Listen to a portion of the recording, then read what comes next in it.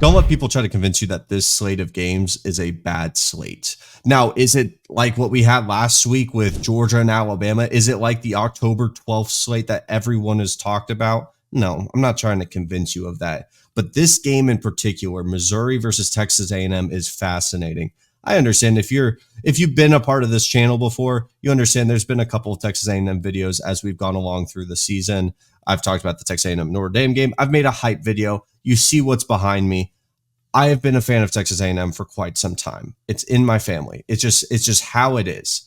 But I'm not going to be biased in this, conversation. So if you're a Missouri fan, you clicked on this video and you're like, oh man, I'm talking to an A&M fan. This is going to suck. He's just going to be biased. He's going to say Brady Cook sucks. He's going to say Luther Burden's going to get locked up. That's not what I'm here to talk about. I'm here to look at the game holistically, just on a blank slate, and then give a path to victory for each side. And which one would I lean towards? Because I think this game really is a benchmark for both of these programs. Texas A&M, I've broken up their season into 4 main chapters. First one being Notre Dame. What do you look like in the Mike Elko era in a marquee moment? Terrible. I mean, it was a close game, but you saw what the offense looked like. It just was not up to standard, and a big opportunity to kind of change the script of what Jimbo Fisher left. Then you get to the chapter 2 point, which is what did the team look like in Notre Dame?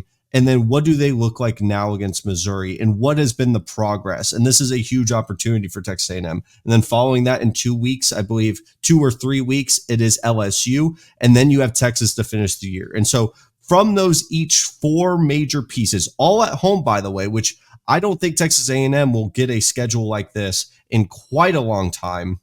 What are you going to look like in between those 4 games, and what is the progress going to look like? Then you have Missouri's side of the coin, where their schedule, which we all knew was going to be on the lighter end of the spectrum for an SEC schedule, was if they were to win this game, what is the outlook for the rest of the season? Because for Missouri, they were seen in that echelon with like Tennessee, maybe even Oklahoma if they were able to bounce back against Tennessee, funny enough, LSU, that second tier to potentially launch themselves into playoff contention. And so when you look at the rest of the year and they're able to beat Texas A&M, they could probably lose to Alabama and Oklahoma, which I think they could beat both of them. As much as we are very high on Alabama, any team can beat any team. It's not like Missouri has 0 chance against Alabama, but I would probably saw it as a loss. Then you play Oklahoma. Even if you lose that game and you win the other ones outside of those 2, they're 10-2 and right in the thick of a potential at-large bid.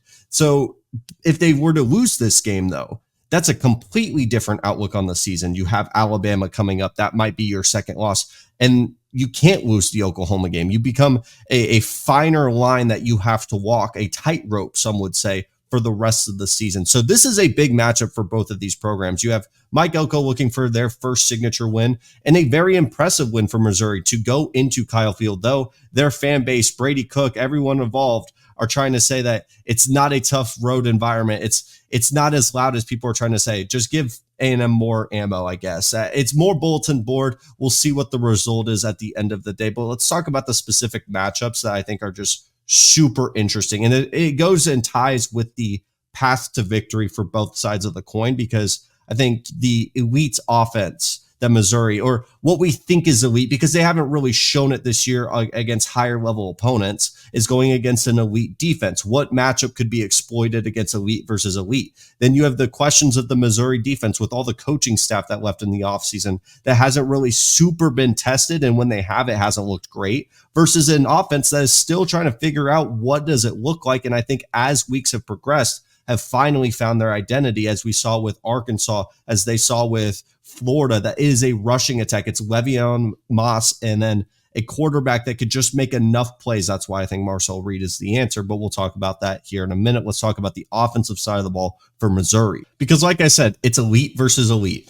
The Texas A&M defense has grown tremendously since that Notre Dame game. And I still think they played well, but the defensive line against a very fresh offensive line was not as dominant as on paper, as everyone had expected, with, Shamar Stewart, Nick Scorden, Cassius Howell, Shamar Turner. Like, they have a deep rotation of talented guys that could definitely get to the quarterback. And I think you finally saw that come to fruition against Arkansas, where they were causing Taylor Green all kinds of problems and basically won them that football game while an offense continued to stall out until they were able to run the ball.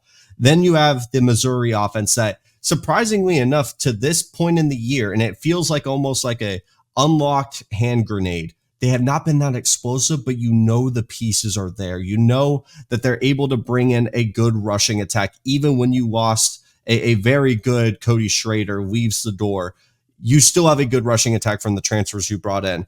And then you have Luther Burden. I said this on TikTok, by the way. Go follow me on TikTok at Tegan Randolph. Geez, I think this is the game that he proves to not be the best wide receiver in football, because that's a whole debate. And I don't even think he needs to prove himself, because he's gradually started to get better and better as weeks have progressed, but almost remind the college football faithful that he is a part of these conversations. It's always Jeremiah Smith this, Ryan Williams that, Tet McMillan. People have forgot to talk about Luther Burden and how he was like the favorite to win the Blittenkopf. Like, I think we have to have that conversation again. And the problem I have, not for Missouri, is more for Texas A&M, because with Tyreek Chappelle, their corner that mainly played in the slot, the most tenured guy on the team, out for the season due to injury. So now they've been rotating the slot corner position with Jadon Hill, a transfer from Florida, and then BJ Mays. BJ Mays has continued to grow and get better during his snaps, while Jadon Hill has given up touchdowns. He's been blitzing the quarterback. He's had some real struggles, just outright hazing. He's not been able to keep up with more athletic players, especially when Texas A&M will run some man looks, and you have a lot of motion in the backfield with Missouri. That's going to cause problems, because when other teams had a lot of motion in the backfield and would go on crossing routes and target that slot corner, big plays have happened. I saw it in Arkansas, very first drive, guy gets open, touchdown on the, I think, a 3rd and long. And then Florida was even able to get some plays on some crossing routes to the slot corner, especially when there was motion involved. So if there's going to be any way for Texas A&M's defense to match up with even not a super explosive Missouri's offense for now, because I think they're definitely going to have opportunities to make plays, is eye discipline and really solidifying the slot corner spot. From a 100,000-foot view, whatever it may be, because I'm not in the building, BJ Mays, in the size of 6'1", against a very physical wide receiver like Luther Burden, may give them their best opportunity. Maybe it's even bringing in a guy like Will Lee, who has played fantastic. He played his best game against Arkansas into the slot to just shadow a guy like Luther Burden, because he's a guy that can make or break the entire game. It could be a 10-10 grudge match, and he gets a 70-yard bomb down the middle of the field, and the game is blown wide open. That's the type of talent that they're dealing with. The problem I have for Missouri is, will Brady Cook have time? He is significantly a much different quarterback when there's pressure in his face. Texas A&M's got the guys to do it. Like, this is very similar to if Texas A&M can get pressure on a guy like Riley Leonard at the beginning of the year, the game is completely different. It's a moot point if Luther Burden is a problem and he's getting 5 yards of separation, if Brady Cook can't even get the ball to him. And I think that's the point of friction between these two types of matchups. It's do you have a guy that can at least, cause some sort of problems for a guy like Luther Burden? And then do you have enough time in the pocket? Because Texas A&M is definitely going to get to the quarterback. So I feel that Luther Burden's going to get a lot of quick possession type of options, and then just kind of lull Texas A&M's defense to sleep. And then boom, you take a shot downfield. That's what I expect Missouri to do. And that lulling to sleep, mantra will definitely be rooted in the running game, because I think that's what Missouri really wants to do. Let's talk about the flip side of the ball with Texas A&M's offense going against Missouri's defense. Very similar to Arkansas, Missouri has a lot of size, and they may cause some problems early into the running attack that Texas A&M, I think, is going to want to set.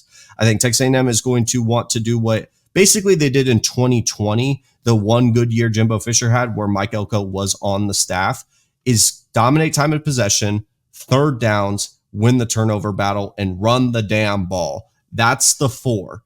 I understand that's very common among a lot of college football teams, But I think that's what Mike Elko wants this identity to be for this Texas A&M team, because that's going to win you a lot of football games. And anything extra, if you're able to unlock an explosive offense, that's what becomes a national title contender. But Texas A&M's offense right now, I don't know who's the quarterback going to be. Honestly, Connor Wigman's been a full participant in practice as of this week. I made a video about it, damn it. Like, I don't know if you can just throw out a guy in significant opportunities like this with a throwing arm injury and expect him to just look normal. This is a Missouri team coming off of a bye week. This is a Texas A&M team that has a lot of momentum with their starting quarterback in Marcel Reed.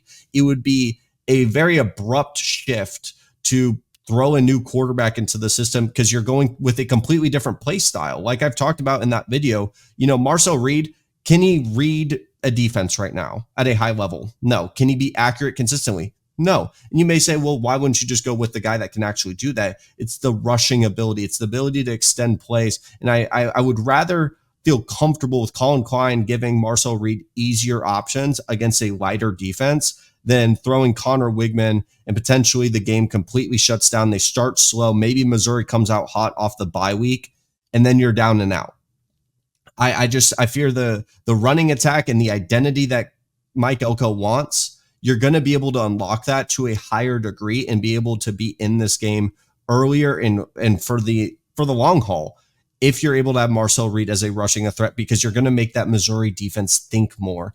I have the concerns about the wide receivers. I've had concerns about Texas A&M's wide receivers. I think they're developing and growing. I think Terry Bussey needs to get more touches outside of the obvious. And if you don't know who Terry Bussey is, he's a 5-star freshman that could play corner, could play wide receiver, could play running back. And Texas A&M has not, in my opinion, done a good job manufacturing those touches, because it's very obvious, at least to a viewer, that when he is in the game, he's most likely going into a jet motion, which is basically just grabbing him from one side of the field, pulling him to the backfield. And it's very obvious that he's going to be the one that gets his touches. I think getting different types of motion with other players, and then, we're throwing it to Terry this time, because when the ball is in his hands, magic can happen. And there's not a ton of guys. When Ruben Owens went down, the former 5-star running back for Texas A&M, who is full of explosive plays and explosive playmaking ability, you're missing that extra itch. And I think in a game when you look at Missouri and you have Luther Burden, someone that could break the game open at any minute, and it's not like he's the only guy there, but because you have a very good wide receiver room in Missouri, but I feel like this is the Luther Burden game to exploit that matchup. Texas A&M needs something on the other side. And so with that being said, I am factoring in the Kyle Field effect. It's a tough game to predict. It's a big opportunity for Texas A&M. It's a huge opportunity for Missouri to make the rest of their year really light. It's so hard for me to sit here, and I don't want to become someone that just predicts Texas A&M every time. I'm going to go Missouri 31-27 in a heartbreaking loss. Do not take offense if you're an A&M fan watching this. I promise you, I would love to see them win. I just fear that I need to see it happen with Texas A&M, where they have these big opportunities, where the world and everyone is saying, this is the moment that Texas A&M proves themselves. I took the bait in week 1, and there's too many question marks in that one specific matchup with Luther Burden, and honestly the rest of the wide receiver room putting enough pressure on Texas A&M secondary, who has played well. I want to see it happen. And maybe this is a jinx, but I would love to hear your thoughts on this game. I think it's going to be a fantastic matchup. It's a damn shame that this is 11 a.m. kick, though. I would love for this to be a night game at Kyle Field. So once again, thank you guys so much for watching today. All I'll ever ask of you is to give me a chance to talk football with you, whether it's a like, comment, subscribe. It would mean the world to me. I just got spooked because my oven just shifted for whatever reason. So apologies about that, but thank you so much for watching and have a fantastic day.